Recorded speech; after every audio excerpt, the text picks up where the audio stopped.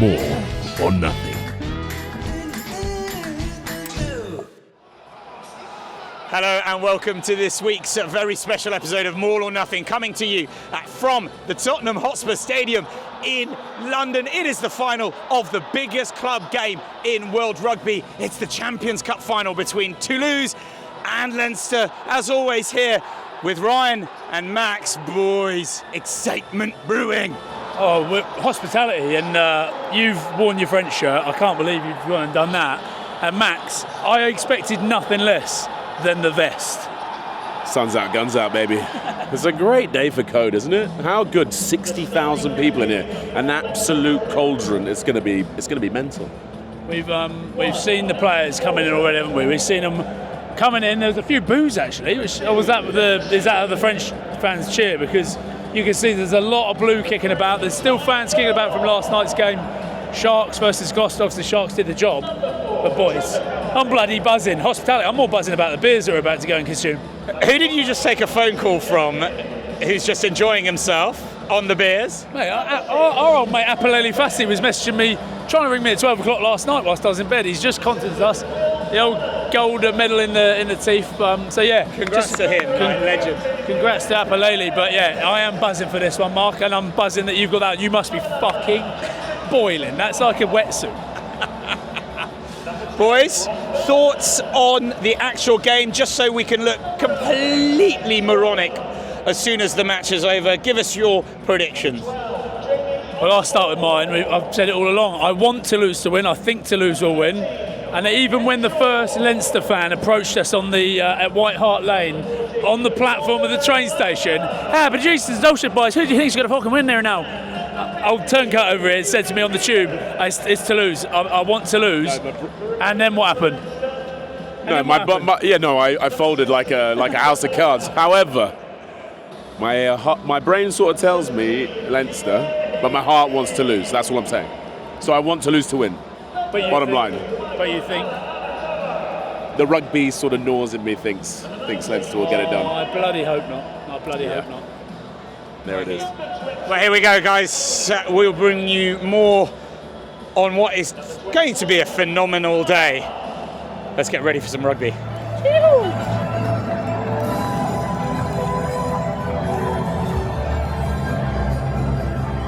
So we've got 18 minutes to go. It is Toulouse 12, Leinster 9. Boys, how are we feeling? Yeah, it's looking good. I mean, Toulouse started really strongly, but now Leinster have cured their yips and looking to get on top, but it's tit for tat right now. Toulouse still leading.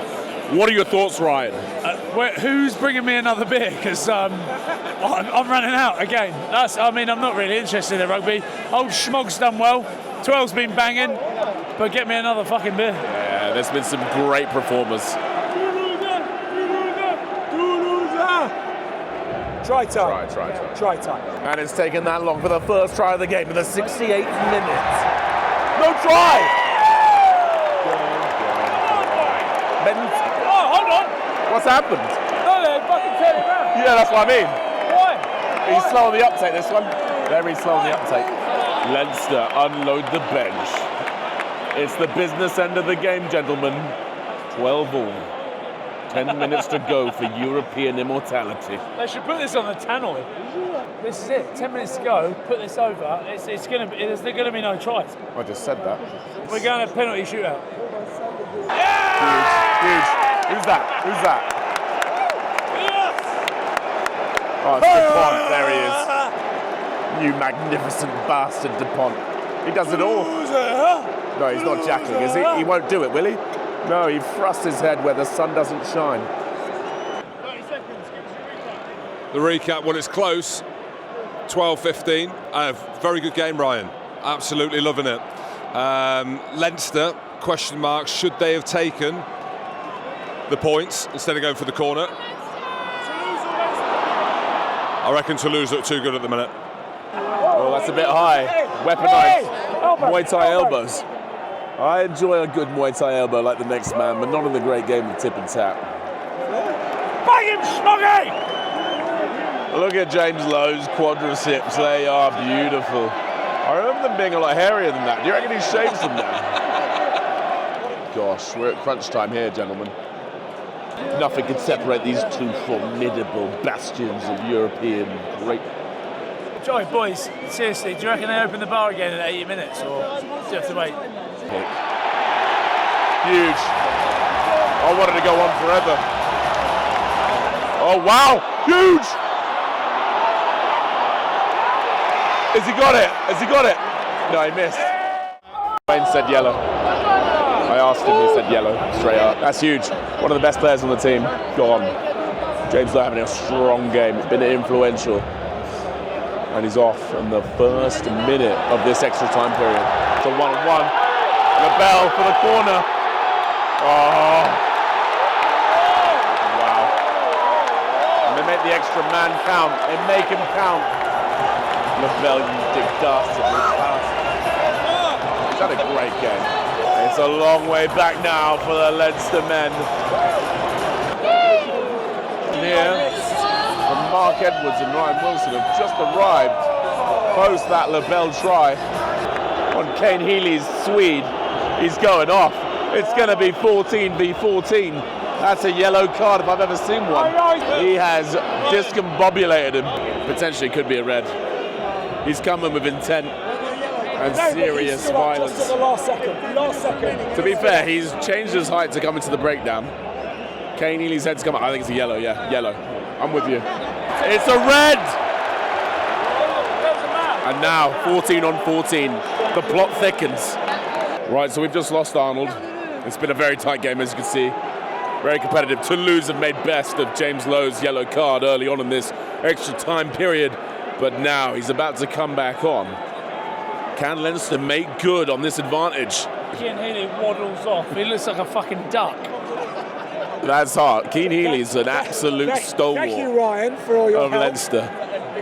How dare you? He's a premier rugby player.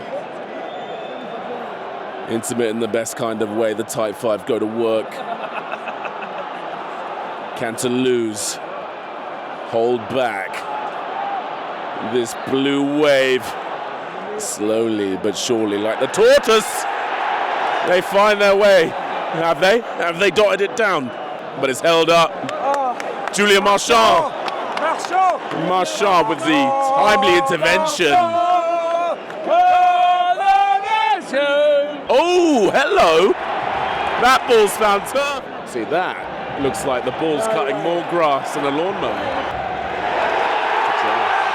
Huge. How fucking good, by the way. Like extra time. Yeah, it's very deep. It's very juicy. It's like Mission Impossible, but rugby. They're not going to get through points. This might be the greatest European final of all time, Ryan. McCarthy's still on the field. What a mental warrior of the great game of union. Oh my God, it's anyone's game. Take the 3 points, go to penalty shootout. We want it, we need to see it. The crowd craves it. How are the calves feeling 90 minutes into a fucking match at the very end of a season? Oh my Lord, can you imagine? You've got calves with rigor mortis like a dead tortoise. They would be horrible. It'd be like running around on crowbars. They'd be useless. Instead, you've got some 130 odd kilo blokes out there getting it done. Yeah, but see, in this moment, I think, is it better to have calves or not? Because I obviously don't have any. I've got my mother's calves. Yeah. And maybe it's better not to have the calves. To be fair, I would empathise with that, because I have blown a few calves out. They're made of tissue paper, made by Kleenex. You don't need that. It's all fun and games when you're jumping and sprinting, but when it comes down to the hard yards and the second period of an extra time game in a European Cup final at Tottenham Hotspur, you don't want calves. Back to the game, 25-22 to 2. Should we worry, boys, about the fact that we asked Emile and Tamak to come on the podcast? And he's disappeared. And as soon as that happened, he's gone. He's gone. The minute Marc pestered Emile in his finest French, by the way, like his mother tongue, he ran away. He's disappeared. He's done a Houdini on us. It turns out our reputation precedes us. Leo Cullen's not looking good. He's looking stressed. His ears have grown a good inch. And this is the final nail potentially in the coffin for Leinster as Ramos drills it home. Is that the end? Can Leinster's hopes be resuscitated? I think not. I think not. I think all the big names have shown up, haven't they? For Leinster, you've got, I think Gibson Park's had a very strong game. Andrew Porter's been instrumental in Leinster's periods of dominance. McCarthy's looked, he's been everywhere. He's been out the back, he's been on the hard lines. James Lowe, save his yellow card, has been impeccable. And then obviously Toulouse, Dupont, Intermac, Malvaca, Marchand, Jack Willis. Everyone's turned up to give the best account of themselves. Blair Kinghorn, the daddy Smaug, woof. It's been class. Should we start a Mexican wave?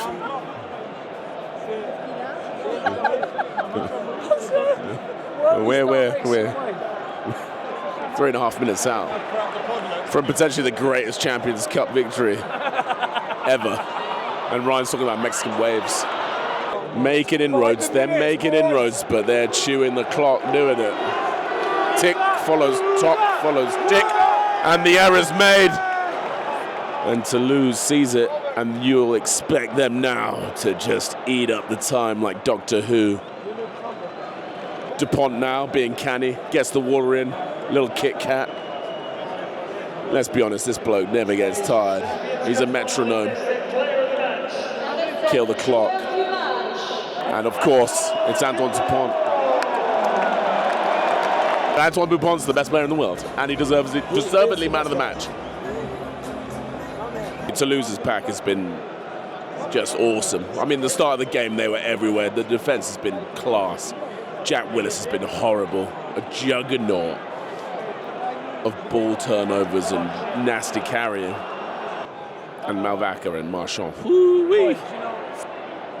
And then James Lowe loses it. Conan's been thrusted into touch, and that's it.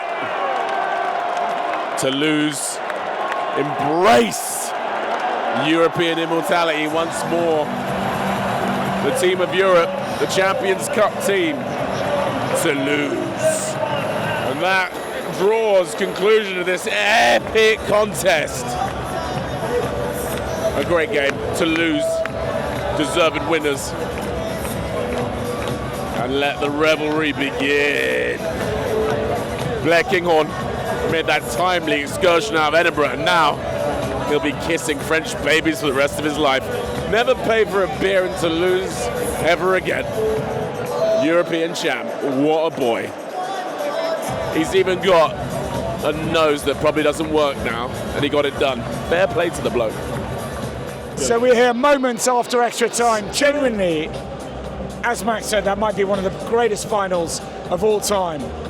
I know you're going to start coming up with some other ideas, Ryan, but... No, it was tit for tat. It was like to and fro, 3 points, 3 points, 3 points, 3 points. There were no points. There was no tries until extra time. But there's so many Leinster fans here, and you can see they're obviously gutted. How gutting to make, 3 finals and not win one? I'm buzzing for our old mate, Smaug. Smaug was very good. He was actually my man of the match, but Antoine Dupont got it, being the face of European rugby. Also had a very good game. I retract that comment. He was class. Toulouse, rightful winners, made good advantage of that yellow card with James Lowe, and that turned out to be they're into a game that was a stalemate. It was brutal. It was glorious. The hits were bone-shuddering. It was so nice. Can you imagine being Leinster? Imagine making that many finals, getting to that many big finals. Like, how tough is that? That is brutal, isn't it? Because you work your way up to those. They have to go back. Obviously, URC's coming up, quarterfinals next week, semi-final, final. But mentally, what does that do to you? Well, I've never been to that many finals, sadly, especially European Cup finals. But I can only imagine it's a soul-destroying endeavour. Like, this team, star-studded, loaded with a very successful Irish team. Man, it must be a tough pill to swallow. But for all of that, they've made it to 3 finals. I know it's all in the process. They go through that gauntlet of the Champions Cup time and time again, and fairly consistent. So it'll come good at some point. Incroyable! Incroyable! Okay, we've done it! We've fucking done it! We've fucking it! Smaug, mate, Edinburgh 6 months ago. How was Edinburgh and how was this? How's the nose? It's got better, I think. Love you, brother. Love you, boys. Hello, buddy. Well, welcome back after what was a phenomenal weekend of action off the field and on the field. It was a fabulous day, boys. Yeah, I'm back at work. How's everybody feeling? Oh, Max, how, like, for those, again, you always have to point out, for those that cannot see right now and aren't watching this on YouTube, Marc is sat there with his with his very colourful yellow tie. Being strangled. Very different, being strangled with his tie at the BBC, and he's a very different man to the one that was hanging out of the bin on the Saturday night. Man, I gotta give you that. That footage is like perfect because Marc in his stupor is like rashly thrown away these Rode microphone holders, and he's like, "Why have I done that?" So then he's thrown them in this bin. We're in North London, and then he's got Ryan to Mission Impossible him down into it and like yank him back out of it. I didn't know that was a long garbage bin. It felt like a garbage bin, and you know, it was like a perfect moment where I suddenly, inside the bin, went, "Why am I here? What am I?" Just swimming through trash. I thought I was past this point in my life. Yeah.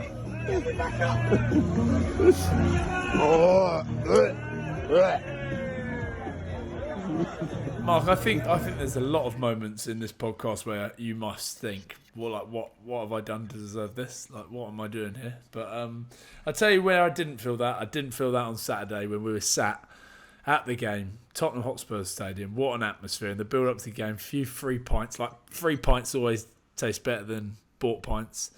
And fireworks a lot. Boys, what a day out. What a bloody day out, eh? It was wonderful. It was a joyous occasion. It was a sacred day. It will live long in the memory. I was very fond of the experience we had there. It was truly perfect, wasn't it? Like, there was nothing wrong with it. How good was the food? Food was amazing. Hospitality food was great. Yeah, hospitality was incredible. And you know what? It was just nice for us three to be back together again. Just back together, just being able to touch and feel each other. Max had his vest on, and I'll tell you that, like, we'll see if we can get that clip out on socials for people to see of Marc hanging out the bin. But talking of social media, that clip of you and Kitsy, mate, that is hilarious. There's a lot of chat going on, people wondering what you're taking, but we all know the truth. Yeah. Have you seen one guy who just won't let it go? He's like, all right, mate, everybody's saying he's like perfectly clean, they get tested all the time, and he's just there going, like, you're a clown, you don't know what you're talking about. All right, mate. Cope and seethe. I like when they cope and seethe like that. The mere mortals coping and seething in their inadequacies. I also like the people who've sort of watched it as though we chloroformed Steve Kitsoff to take his top off and then put him against you, who have sat there going, yeah, well, what's Max won a World Cup? You're like, guys, it's just Steve. It was Stevie Kitsoff's idea, bruv. He was the one who wanted to do it. Kitsoff had his kits off first. He was straight in. He was loving it all over the shop with it. He was like, let's go, Maxie, get the tops off. But boys, honestly, like we got absolutely fuck all done. We got nothing that we were meant to do done. We saw so many people that we could have interviewed, so much beautiful gold and content that we could have just forced into this podcast, but the occasion got the better of us. We enjoyed the bar too much, and things just went downhill. But that is what's beautiful about this podcast: is nothing goes to plan, and we had a good time, and now we can tell people how good a time it was. Wait, go on, Ryan. Let's list off all of the potential people that we texted together with producer Jim about why didn't we capture these people, and then we went through an entire. You had a you boys, lovely long chat with Sean Fitzpatrick. We were sat in front of your old pals. Oh, both of you are friends with Francois Lowe, of course. What a legend that Springbok is, as well as Emile and Tamak, who was just hanging behind us. Wait, was it Ryan or Max? You were next to Wayne Barnes. Yeah, he didn't like us, but that was okay. He was trying to enjoy the game. He had Ryan nosing him about officiating, so he wanted nothing to do with it. Tried to thrust a microphone in his face. He's like, no. Yeah, he didn't enjoy that when I was asking him, is that a red or a yellow? What do you reckon? Come on, give us a... No. Oh, no. We got up, saw Brian Abana, and Kanye, Trevor and Kanye, Kitsy. Oh, all the refs. I think every ref under the sun was there. Yeah. Marc has now changed places because we can hear him a lot better now. Sorry for anyone at the beginning of this for his crappy sound, but he is at work. We have all had to sort of go back to our normal day jobs. Well, although I again woke up at Marc's house. Max, did you make it home safe after we left you that night? I was worried about you after you devoured half of McDonald's. That was a good feed. That was necessary. I was belly full, went home, slept like a baby. It was a wonderful night. Northcote Road. Have you ever seen anyone eat a burger as weird as this bloke, by the way? Do you remember that? Him picking at his burger, like opening it up and eating it rather than eating a burger like a burger. No, I always eat. I don't eat the bread. I always only eat the patties with the cheese and the chicken selects. No, not you. I'm talking about Marc. Marc, what did Marc do? Dissected his burger, and it was really weird. I only remember that because I did not notice that. I just remember him sipping in that milkshake for hours. The strawberry milkshake. Who orders a strawberry milkshake? What a weirdo! We find out a lot about each other, don't we? But yeah, I think on filet of fish and strawberry milkshake as the two items. Oh, how good! Northcote Road was splendid. How funny was you trying to get in with your French shirt? Oh, yeah. So, again, for people listening and watching, we make it into... I don't even know where we were, but we make it there. And obviously, it's a day of a sport. There's the FA Cup finals on. So I'm guessing they're worried about colours, aren't they? They're worried about any sort of football shirts. But Marc rocks up in his skin-tight French rugby jersey where they wouldn't let him on. So he tried on a jacket, which someone tried to lend us, which didn't fit. So that wasn't going on. So a girl's jacket. It did look good, though, with your shirt off, didn't it? It felt great, shirt off and a sort of half cut little one, just showing off. Oh yeah! Skin. If you remember back to the Christmas show, it was exactly the same as the bomber jacket I bought you, but just in white. But that wasn't going on. So he turned your jersey inside out, and the bloke was like, "Yeah, that's absolutely fine. No worries. In you come, boys." Yeah.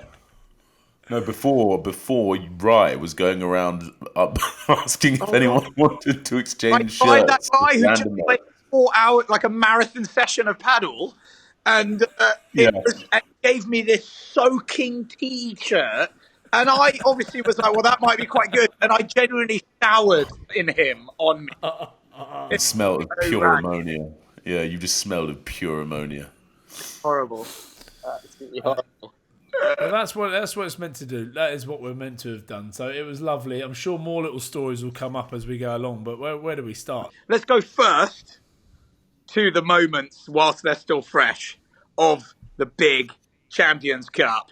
Just because it was, we're in the sun, we're getting the free drinks in, we're next and surrounded by, stars all around, and we enjoy an incredible contest between two powerhouses and, decided in moments. It was Jimmy Lowe's yellow card. Was it a yellow card? That was big. That's where Toulouse got the momentum in that extra time period. Started dominating, got 2 scores ahead, and then it was a bit of a climb for Leinster to come back into it. Even though Arnold took the red card for that clean out on Kane Healy's bonds, they just couldn't get it done. You could just see the momentum was all with Toulouse then. But man, some performances from all the big names. It was a class outing, a great spectacle. There you have it. Like Dupont just proving that he is the best player in the world, I reckon. The way he went about it, the way he controlled everything, every little touch from him, everything he did, box kicking, the way he got him out of trouble. He was on another level. He was on another level. And you heard some of the people talking about it after, the fact that he's pissed off to play a little bit of sevens as well halfway through the season. Yeah, I'll do a little bit of sevens, come back, win a European Cup. So, yeah, just he is fully cemented his place as being, I reckon, the best player in the world. Well, that's what Jack Willis actually said just after. He said, what's amazing is he's come back, as you say, from the sevens. And he was like, you don't think he can get any better, but he came back fitter than they'd ever seen, with greater spatial awareness because of it. You're like, he's added bits to his armory by going away and then performing in that stage. And actually, Jack Willis said he's not just, he's up there now as one of the best of all time, which is, look, that's somebody saying that. But he's going to start pushing himself into those conversations, and it's going to start being very difficult for people to disagree, right? Oh, 100%. I don't know. For a lot of people, he already is there. He's only 27 as well, which is hilarious. But he's already sort of there. In hindsight, I was like, watching the game, I was like, is he man of the match? But yeah, probably statistically, he truly was. I mean, those two crucial Jackal turnovers, scrambling back, counted Gibson Park's kicking plan. Like, Gibson Park was putting absolute dimes up, like huge bombs, but like, they sort of countered that. Toulouse made the fixes, and they managed to sort of sort it out. That was looking like an in for Leinster at points, but ultimately, yeah, Dupont, he's a cheat code. But mate, there was so many good performances from the men of red, like Jack Willis, godly, horrible, terrifying. Big Smaug, Smoggy was crucial, unbelievable performance from the man at the back. Wait, so just on those two, Max, just on those two, right? Willis, unable to play for England. They've got to change that rule. I don't know. There needs to be some kind of compromise, isn't there? Because right now it's looking a bit silly. If you're England, you're sort of tying your hands up a little bit there, aren't you? But it's tough. Who are you dropping for Jack Willis right now? I don't know, but I'd have him in. I'd have him in some shape or form, especially with the experience. Yeah, 41 tackles in a final of the European Cup, still going in extra time, playing every minute. You're like, fuck, man. Yeah, and you look at him, and then the other question is when you talk about Smaug, and I texted him. I said, "Are you alive?" And all I got back was this video of him. This is him now, still going. So he's got to be in contention for the Lions. Oh yeah, for me. It's between him. It's between him and Keenan, isn't it? Really, for the test series, it's between him and Hugo Keenan. It depends who they want to go with, I suppose. But it comes down to those two names. But the thing with Blair is he can play centre. He actually can play 10. He's played 10. He can play centre. I can see him working in the centres at some point. He's on the wing. He's at fullback. He's keeping Ramos out of the team, like. And he's kicking as well. He's kicking. He's stepped up with the biggest pressure cooker. He's gone in there and he's drilled one from behind the halfway line. He looks so calm. The other thing I found is going to sound really basic, guys, but he actually, when you're really down, and we were at great seats, but he is so much faster than I expected him to be for a guy that tall. Oh mate, he's a freak athlete. He's a serious thoroughbred. He's a horse, mate. He can move. That's one of his biggest threats. Is his sort of him running it back. He's a problem. He's a big goose as well. He's a rangy old fellow, isn't he? He's a rangy old fellow that can go, and that's why he's so dangerous in and around. Like looks of Freddie Stew and stuff, where he can get offline, get past over the top. I don't want to get caught too much up in the rugby because I'm guessing everybody that listens to this podcast watched it. Everyone that liked rugby would have watched it. But just go back, the atmosphere. That's the first time since giving up that I've actually been to watch a rugby match where I've not been working at it, I think. And genuinely... We sort of were, weren't we? Well, no, we weren't. We definitely weren't working at it. We were getting lashed. So, but I just sitting watching it, boys, I said it to you there and then, just makes me think maybe I should do another year. One more year. Yeah, but it's not like. Wait, before you say that, right? Not every game is a Champions Cup final at Tottenham Hotspur I know it's not. The two finest teams in Europe. And there's absolutely no chance I'd be involved in any sort of rugby that might end up in that place. But it's just everything about that atmosphere that day. You're just like, it was class. Oh, it was amazing. It was so good. Amazing. 60,000 people watching every movement of the ball.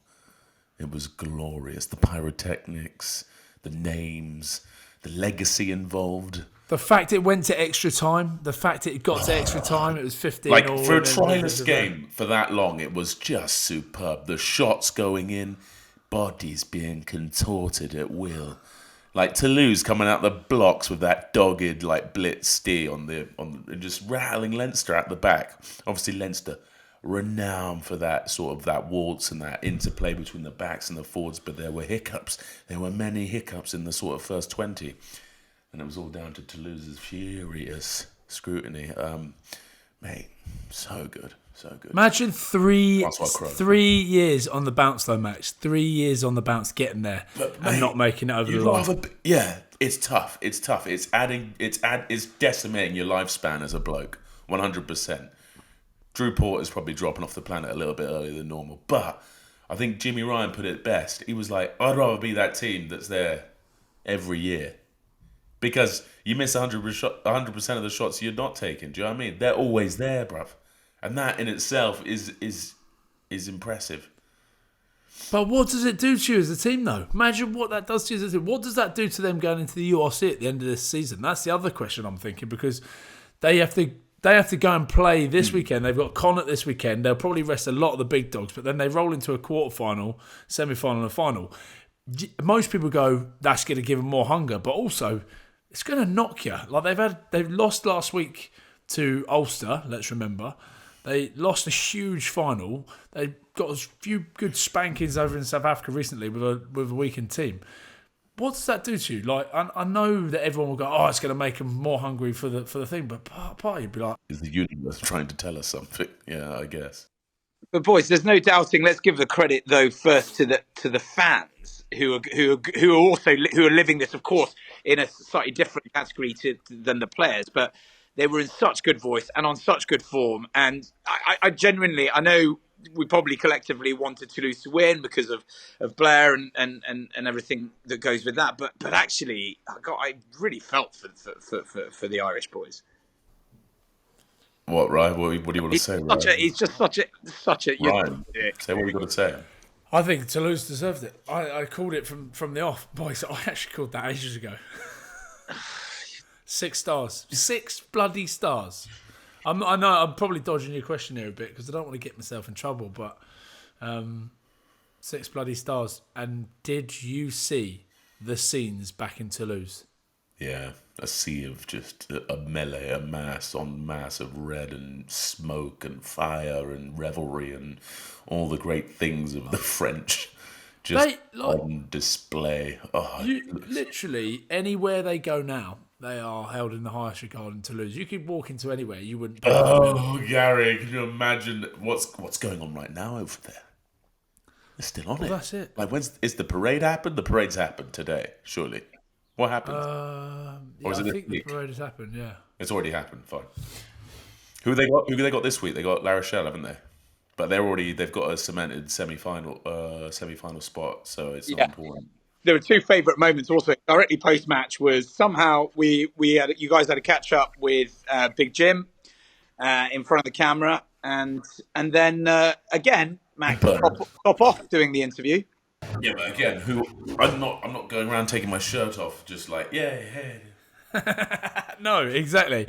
It's because people see you and go, let's see what's underneath. I still just can't quite believe how completely and utterly shredded you are. Max, there's some people asking for you to do like diet plans and stuff. Do you reckon you could do one for me? Is it diet or is it got something to do with like having to lift weights? Because if the latter, I really couldn't be fucking bothered. No, body composition's all diet. All diet. So what am I going? What am I moving into it? Like, so you already have a fairly decent amount of lean mass, but it's mostly diet. Yeah. So once you strip that back, you're always going to look a bit funky, aren't you? Because you're going to get rid of all the adipose tissues. Then after that, then you look a bit more like a fucking anatomy. Melted wheelie bin. So Should we get Max to put us on some...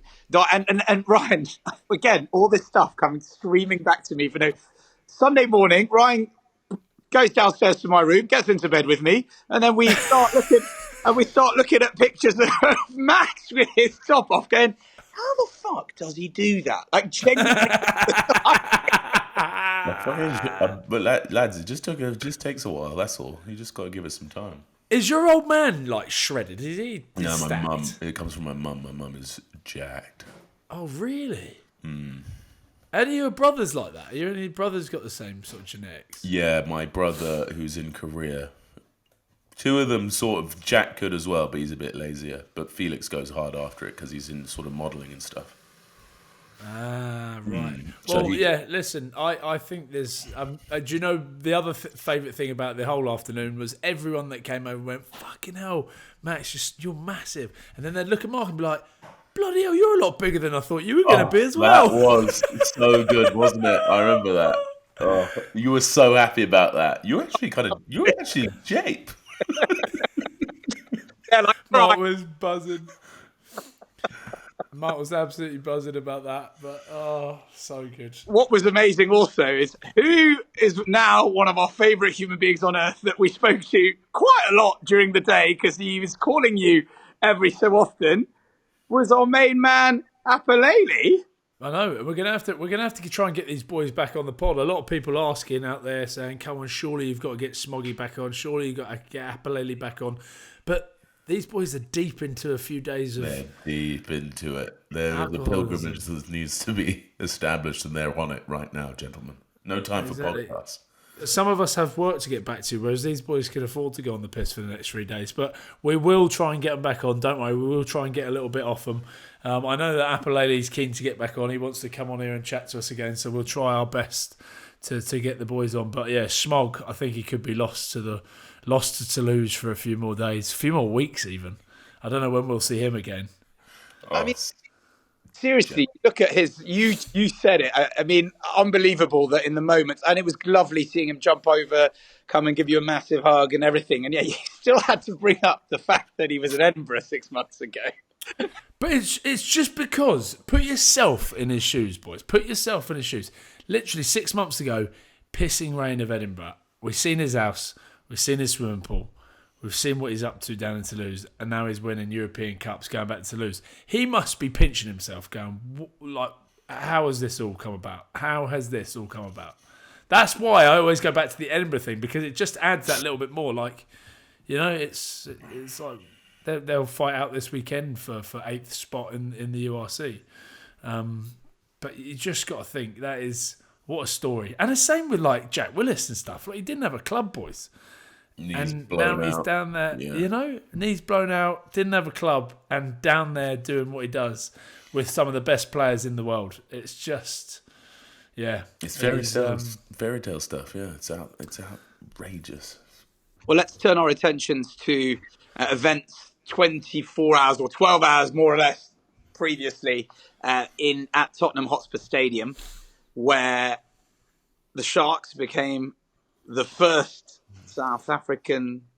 Wait, let me get this right. Sorry. No, carry on, because it doesn't sound right however you say it. I just... First South African European team. Or as someone put it, how about have in one go won more European trophies than Scottish sides? That's what somebody put in one of the competitions. For sake. That's good.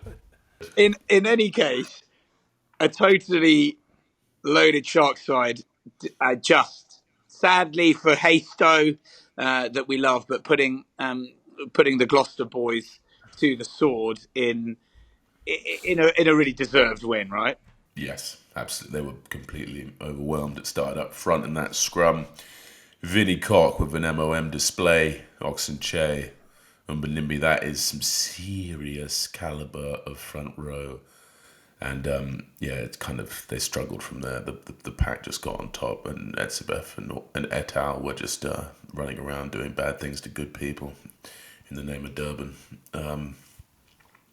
Tough. It was tough for Gloucester to get anything going with that kind of power. There's a lot of chat going on around that Etzebeth. You know, the knee slide where he saved the try. It's not in the field of play, is it?